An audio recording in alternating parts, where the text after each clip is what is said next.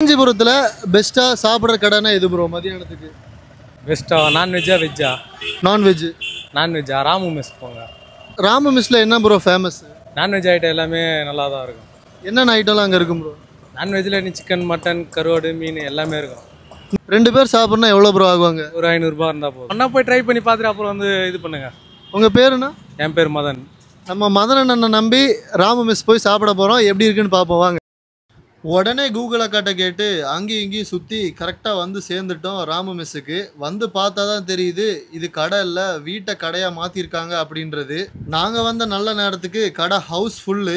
15 நிமிஷம் முடிச்சக்கப்புறம் தான் எங்களுக்கே உட்கார ஒரு இடம் கிடச்சிச்சு. ராம மெஸ்ஸை பொறுத்த வரைக்கும் இங்கே எல்லாமே வீட்டு சமையல் தான். கண்ணா 2 லட்டு திங்க ஆசையா அப்படிங்கிற மாதிரி தான் ஒரு குண்டை தூக்கி போட்டாங்க.